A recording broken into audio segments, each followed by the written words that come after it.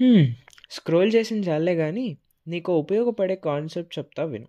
జావాలో oops అనగానే పెద్ద concept అనిపిస్తుంది కదా! జస్ట్ 1 మినిట్‌లో దాన్ని సింప్లిఫై చేద్దాం. ఊప్స్ అంటే ఆబ్జెక్ట్ ఓరియెంటెడ్ ప్రోగ్రామింగ్ సిస్టమ్. సింపుల్‌గా చెప్పాలి అంటే, మనం రియల్ లైఫ్‌లో ఎలా ఆబ్జెక్ట్స్‌తో పనిచేస్తామో, జావాలో కూడా అదే కాన్సెప్ట్ యూజ్ చేస్తాం. సపోజ్ ఒక కార్, ఒక స్టూడెంట్, ఒక మొబైల్ ఇవన్నీ ఒక రియల్ లైఫ్ ఆబ్జెక్ట్స్ కదా!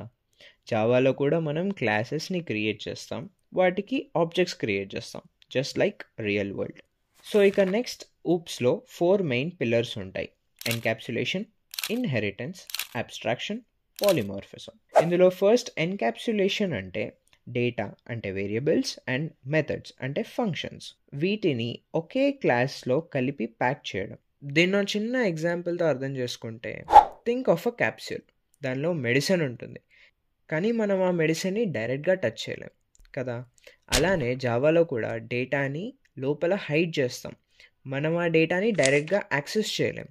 స్పెషల్ మెథడ్స్ ద్వారా మాత్రమే యాక్సెస్ చేయగలుగుతాం. ఈ వేలో మనం డేటాని సెక్యూర్‌గా ఉంచగలుగుతాం అండ్ అన్‌వాంటెడ్ యాక్సెస్‌ని ప్రివెంట్ చేస్తాం. ఈ కాన్సెప్ట్‌నే ఎన్‌క్యాప్సులేషన్ అంటారు. ఇక మిగతా కాన్సెప్ట్స్ని పార్ట్ 2లో కవర్ చేద్దాం కానీ అందాక stay tune for more knowledge. Signing off, Shashank teachers.